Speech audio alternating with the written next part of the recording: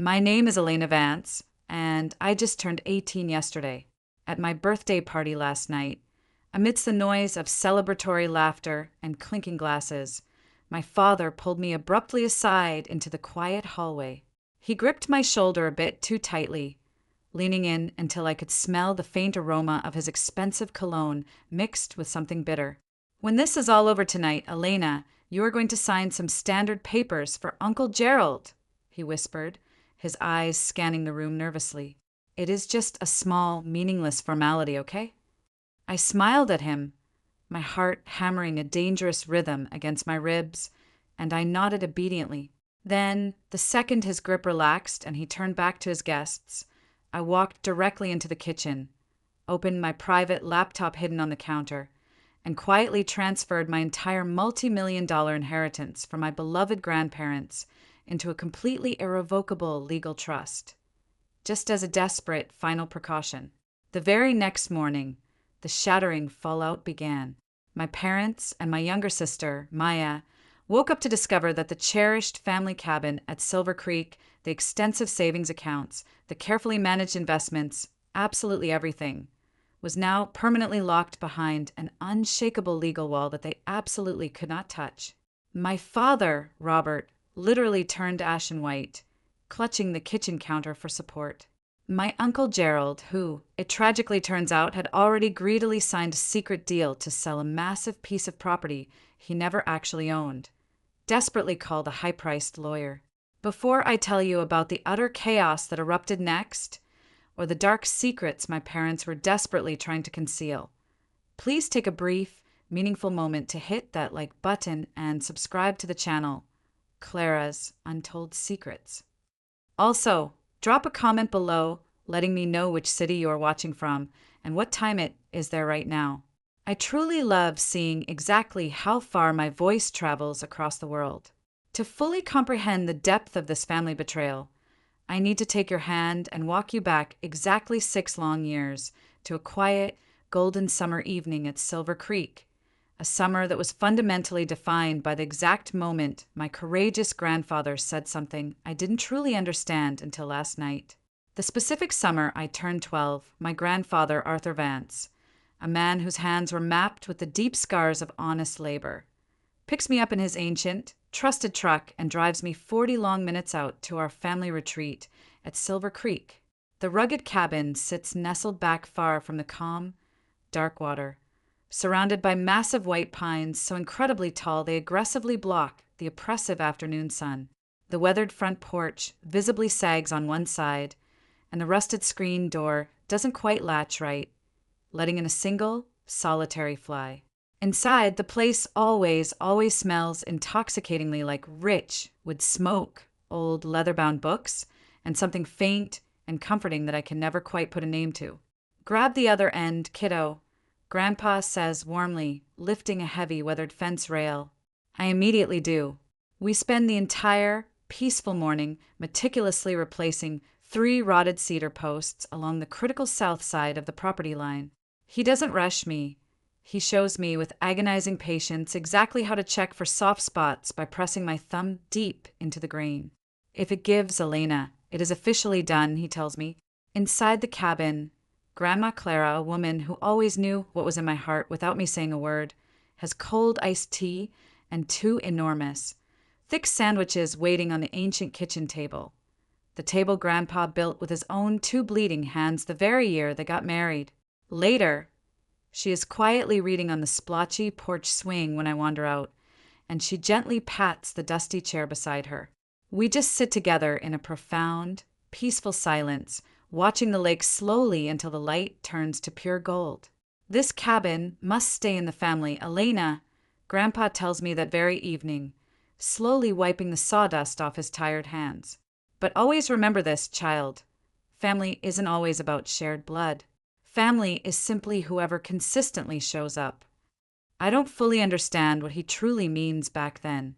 I am only 12, a child who thinks he is being poetic about loyalty. He isn't. He is warning me.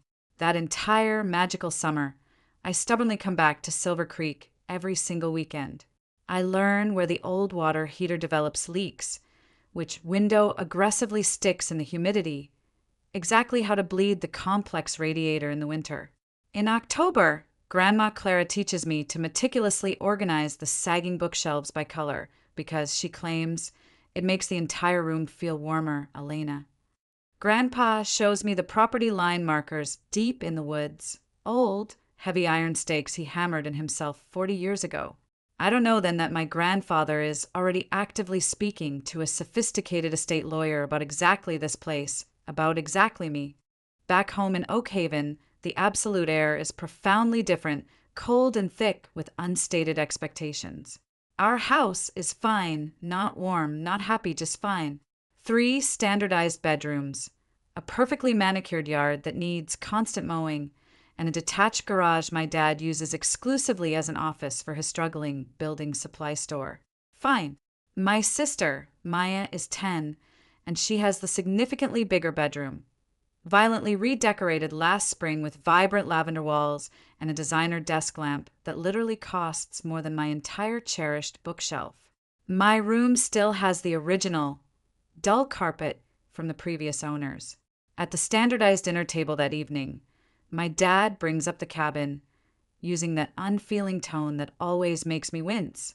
My father's old place is just sitting there in the woods, uselessly losing value. Lydia, Robert says coldly, cutting into his expensive steak. The property taxes alone are completely killing us. We should sell the entire parcel immediately, Lydia. Reinvest that capital into the business. My mom, Lydia, just nods, not even looking up. Makes complete sense, Robert, she mutters. Grandpa Vance explicitly said the cabin stays in the family. I whisper, my voice trembling. Greg lets out a loud, harsh laugh. It is not a mean laugh. Exactly. It is something infinitely worse. It is a completely dismissive, superior laugh that says I am entirely beneath his consideration. You were only 12 back then, Elena, he says condescendingly, rolling his eyes. My father was just being nice, child. He didn't mean you. Absolutely nobody in my family asks me anything else that entire evening. The conversation immediately moves on, as it always does, to Maya's newest debate trophy, regional finalist. Very impressive, the family dynamic screams. Lydia has already proudly framed the certificate. I won the entire district science fair just 2 weeks ago, beating out high schoolers. The blue ribbon is still tucked away at the bottom of my backpack. Nobody cares. After dinner, I alone clear the plates from the cold table. On the kitchen counter, half hidden under a messy grocery list, I find a glossy real estate flyer. Summit Group, Development, Lakefront Lots, Premium Prices, Now Acquiring. There is a handwritten, unfamiliar phone number scrawled in the margin. I don't recognize the handwriting. It absolutely isn't my father's. A cold panic begins to spread through my veins. I put the flyer back exactly where I found it. Upstairs in my dull room, I sit on my bed and think about Grandpa's kitchen table, the table he built with his hands, the table where Grandma sets my sandwich without asking what I want because she already knows my soul. I think about the opportunistic development flyer downstairs in the kitchen. Someone is already actively measuring my grandparents' home in dollar signs, entirely ready to burn it down. My grandfather, Arthur Vance, dies exactly 2 years later, a brutal blow that makes the entire world go quiet and flat. I am 14 years old. The funeral is held on a bleak, rainy Tuesday. A gray sky, damp grass, and cold, folding chairs that sink uncomfortably into the muddy lawn. I sit in the second row, clutching his worn handkerchief, blue plaid, frayed at the edges, still smelling faintly of pine resin and old books. At the somber reception afterward, I notice my father, Robert, and his opportunistic brother, Gerald, standing suspiciously by the dessert table. They are not eating the grief food. They are talking in hushed, low tones, their heads together. Wade has a manila folder tucked tightly under his arm. Robert keeps nodding aggressively, a dangerous look in his eyes. I manage to catch exactly one sentence from Uncle Wade's mouth, as clear as a bell. We should move on this before probate gets even remotely complicated, Robert. Summit is aggressive. They are aggressively talking about selling the cabin, the sanctuary of my grandparents' life, at the very funeral of the man who built it. I say absolutely nothing to anyone. I am 14 years old. I have no power, no voice, and absolutely no idea that my grandfather had already meticulously accounted for this exact, brutal moment. 2 more years agonizingly pass in Oak Haven. I am 16. Grandma Clara gets sick in March, a slow fading away, and is gone by the first heavy June rains. She holds my hand with surprising, fierce firmness the very last time I am allowed to visit her in the hospital bed. Her grip is surprisingly strong, almost bruising. "Don't let them take it, child," she whispers, her breath shallow and weak. "The cabin, it is entirely yours, Elena. Do not let them take it from you. Promise me." "I promise you, Grandma," I whisper back, the tears blurring my vision. She squeezes my hand once very hard, and she finally closes her eyes. After the funeral, another miserably gray day. Same folding chairs. Robert sits down at our cold kitchen table and says to Lydia, with an immense sense of relief, "Well, now we can finally, properly sort out the property once and for all." He says it like something monumental and heavy has miraculously lifted from his shoulders, completely devoid of grief. That very same evening, Uncle Wade calls the house. I hear my father, Robert, on the phone in the garage, aggressively pacing the concrete floor. "Yeah, no, Gerald, I completely agree. Let's get it moving now, exactly. Summit is already acquiring the surrounding lots."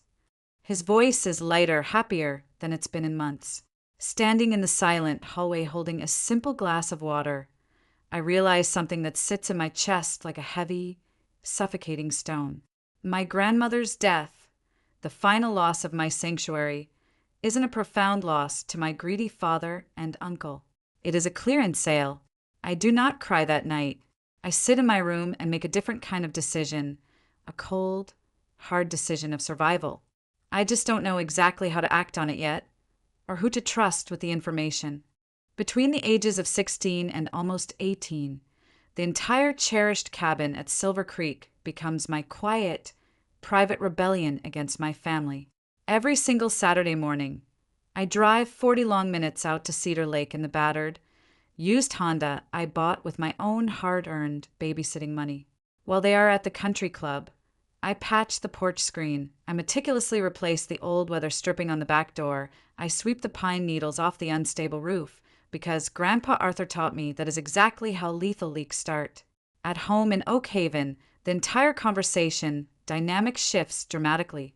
The cabin stops being Grandpa Arthur's place and starts being referred to as the family property.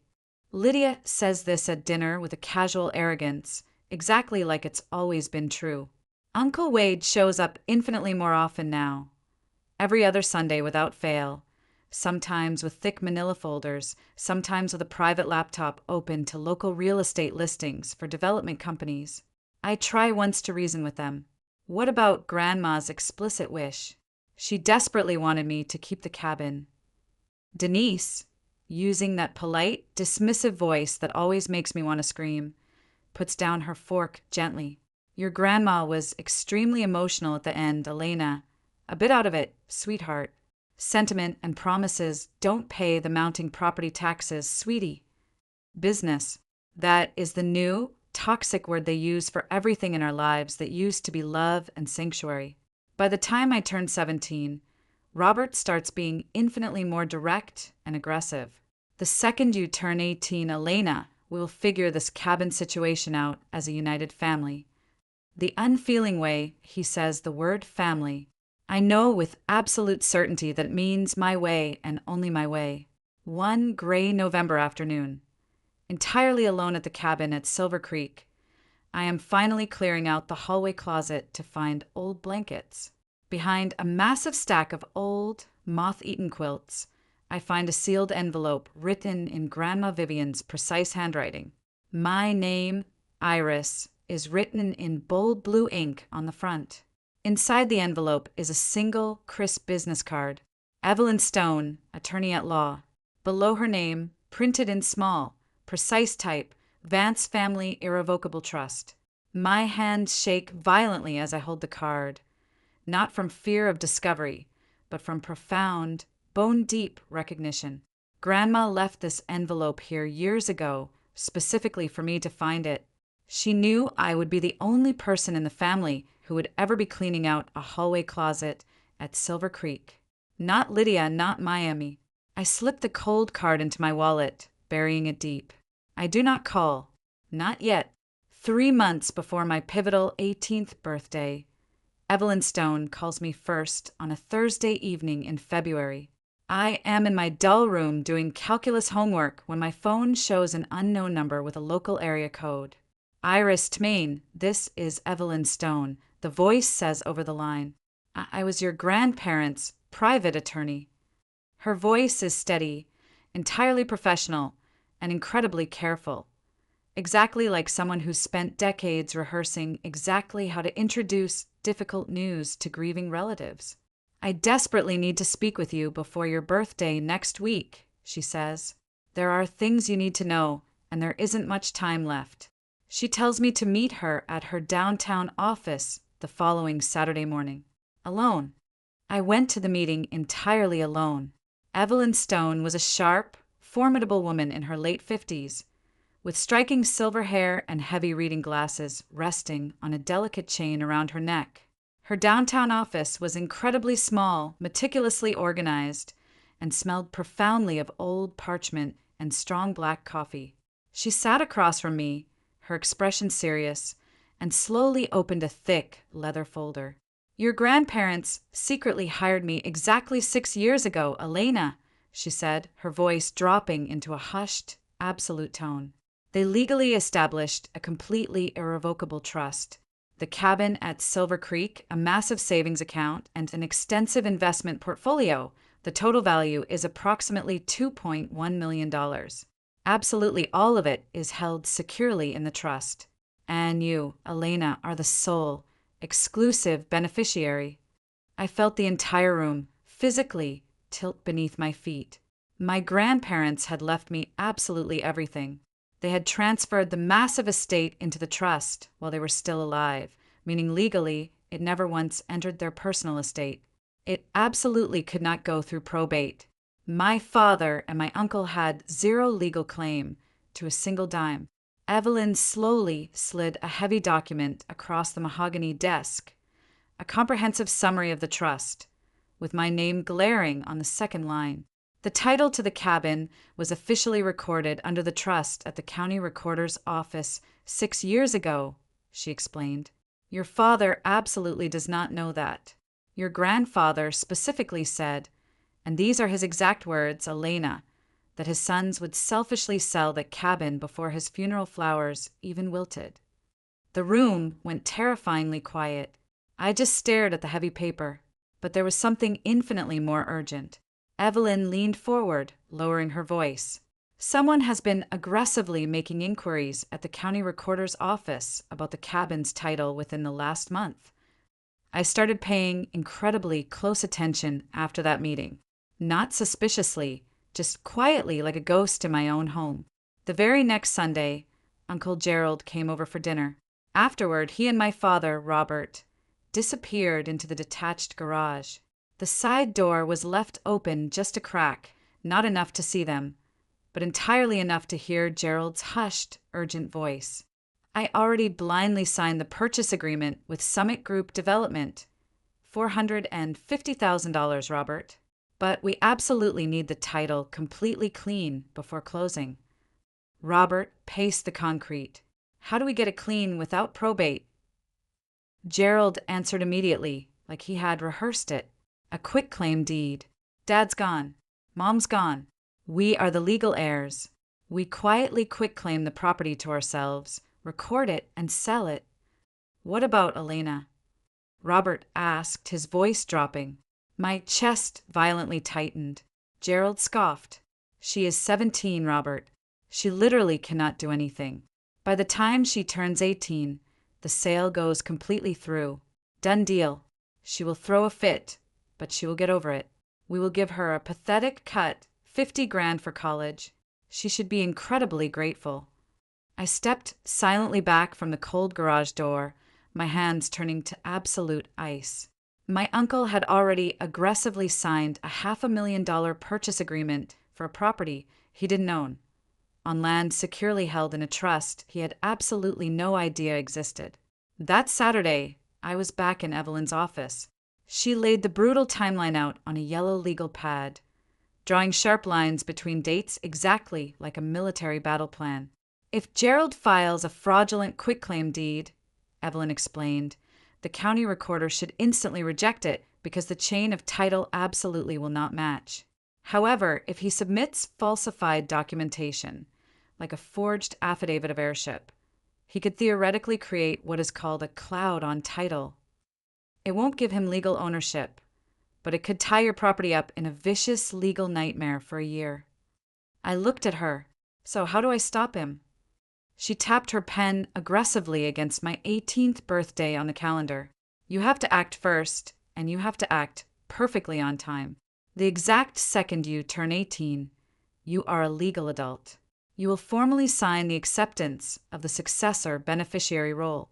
The very next morning, at exactly 8 o'clock when the doors open, I will file a lease pendens, a massive public notice of legal interest, at the county recorder's office that instantly, permanently freezes the title. Absolutely nobody can record anything against it. I sat with that terrifying reality for a long moment. Should I just tell them? I asked quietly. Evelyn took off her glasses, her eyes fiercely protective. Your grandfather specifically commanded me to protect you, Elena, not to negotiate with your greedy family. The pressure at home became utterly suffocating. 3 days before my birthday, my mother, Lydia, sat me down on the couch, using her soft, practiced adult voice. Now that you are almost 18, Elena, there are some critical family decisions we need to make together, she lied smoothly. Your dad's business is dangerously struggling. If we sell the cabin, we could pay off the crushing debt and set up a beautiful college fund for you and Maya. I looked her dead in the eye. Grandma explicitly wanted me to keep it. Lydia's expression violently shifted, a flash of pure impatience quickly smoothed over by a fake smile. Your grandma was very sentimental, sweetie, but sentiment absolutely does not pay the property taxes.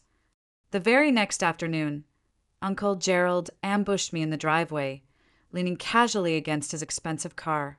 Here is the absolute truth, kiddo, he smiled, shark-smelling blood. I can get us an incredible deal with a buyer I trust. Fast close, clean paperwork, and you get $50,000 cash for college. Most kids your age would violently jump at that. Whose name is actually on the deed, Uncle Gerald? I asked coldly. The fake smile violently froze on his face for a microsecond before he recovered. Your grandparents, but it naturally passes to your dad and me as next of kin. He was aggressively, comfortably lying to my face, entirely counting on my teenage ignorance. The night before my birthday, I drove out to Silver Creek entirely alone. The lake sat flat and impossibly dark under a half moon, and the massive pines looked like black cutouts against the night sky. I sat in Grandpa's old porch chair, the air smelling like approaching rain and thick pine resin.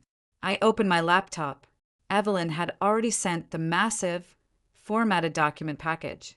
At exactly 11:50 p.m., I locked my bedroom door back at the house. The entire house was dead silent. I connected to the secure video call with Evelyn. When the digital clock violently flipped to midnight, making me a legal adult in every sense that actually mattered, I picked up my pen. Evelyn walked me through the signing, her voice crystal clear. I signed the heavy acceptance form, formally receiving the $2.1 million trust my grandparents had built as my shield.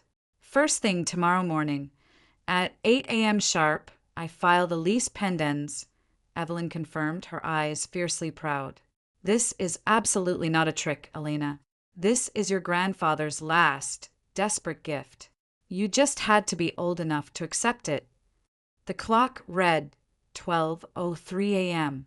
I was 18, and downstairs, completely unknown to me, my Uncle Gerald was actively printing a forged quitclaim deed, preparing to steal my inheritance. My birthday party officially started at 4 in the afternoon. The living room was entirely packed with 20 people, nosy neighbors, church friends, and my father's old business contacts. There were silver balloons and a massive sheet cake. In the deep pocket of my jacket, folded into a perfect, sharp square, was the signed acceptance form from midnight. I didn't touch it. I didn't need to. The trap was already set. Toward the end of the party, my father, Robert, stood up near the cake table and arrogantly tapped his glass. The entire room went dead silent. "Before we wrap up, I want to share something incredible with everyone," he announced loudly, his voice oozing with fake pride. He put a heavy hand on Lydia's shoulder. "Harold and Clara left us something beautiful, the cabin out at Silver Creek. And as a united family, we have formally decided to sell it to secure everyone's future." He looked directly at me, a vicious, threatening smile on his face. "Elena completely understands. She knows this is what's absolutely best for all of us, right, sweetheart?" Every single eye in the crowded room violently turned toward me. The silence was suffocating. I slowly set my fork down on my plate. The loud clink was the only sound in the room.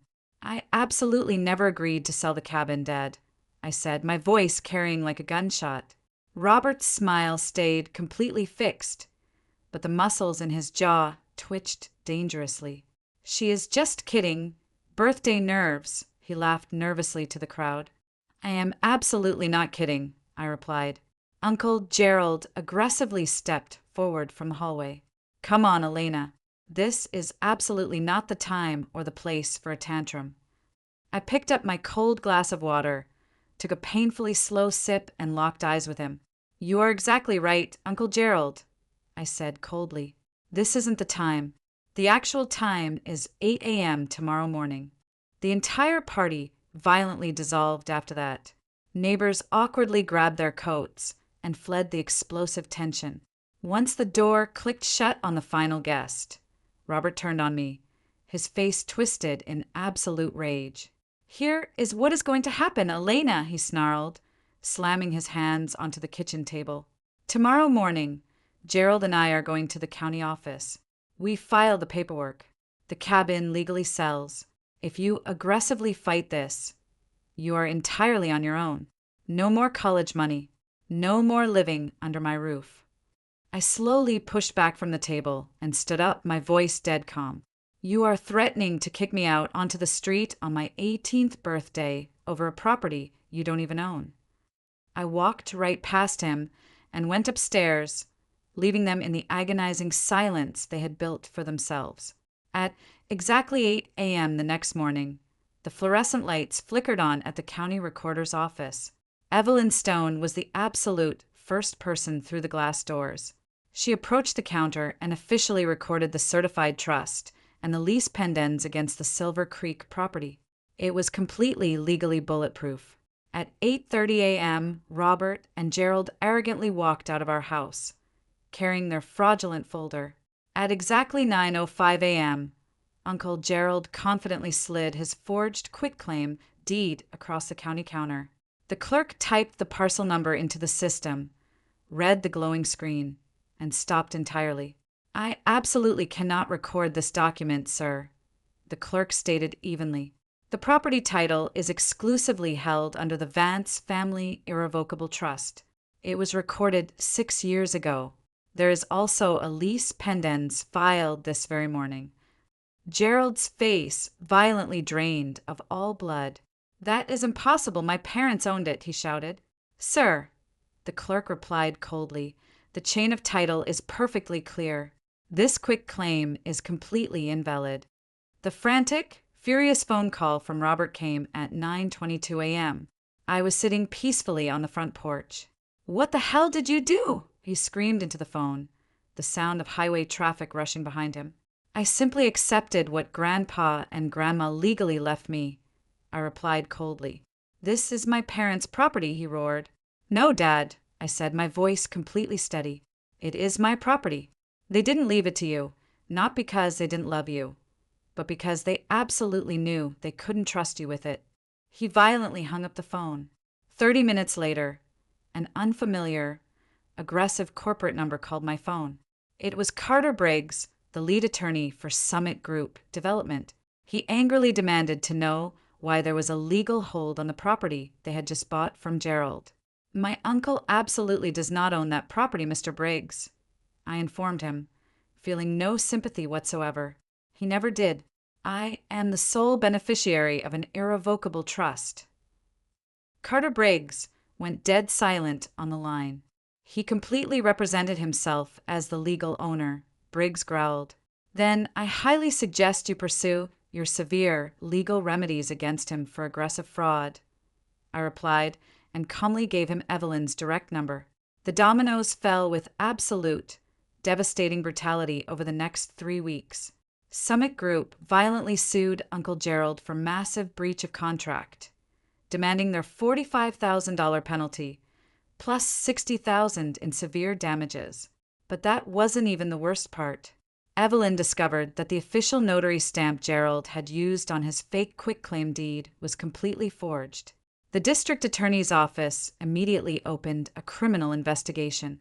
Gerald's real estate license was indefinitely suspended, permanently destroying his entire livelihood. He was completely ruined. Robert, terrified of the massive legal fees required to fight a bulletproof trust, completely surrendered. He was forced to painfully sell his failing building supply store at a massive loss just to keep the bank from foreclosing on their house. Lydia had to go back to working grueling shifts at a local pharmacy. A month later, Evelyn called me with one final, breathtaking revelation. Hidden deeply within the complex trust documents, my grandparents had quietly designated a separate, massive educational fund. Exactly $50,000 earmarked exclusively for my college tuition, which had been accruing interest for 6 years. It was the exact same amount Gerald had arrogantly tried to use as a bribe to steal my inheritance.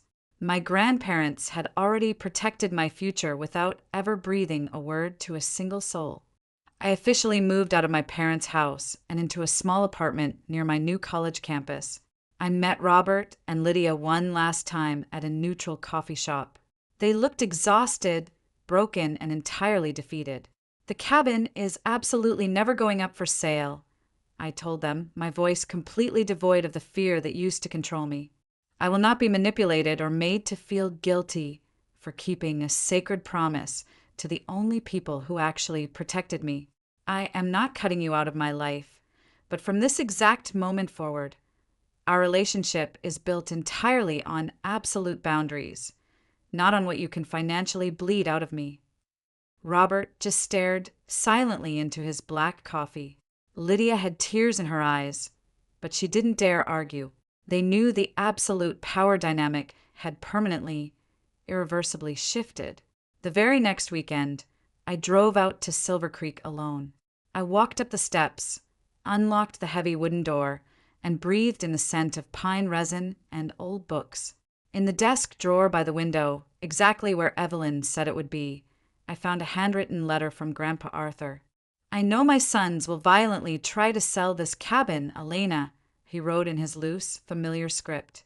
"Greg never understood the massive difference between something that has a price tag and something that is truly valuable. Take care of this place, Elena. It took care of you first." I sat on the porch, watching the mist slowly clear off the dark water. I didn't win a petty game against my family. There is absolutely no winning when the people who are biologically supposed to protect you are the exact ones holding the knife. But I kept my promise, and for the absolute first time in my entire life, I was standing on solid ground that belonged entirely to me.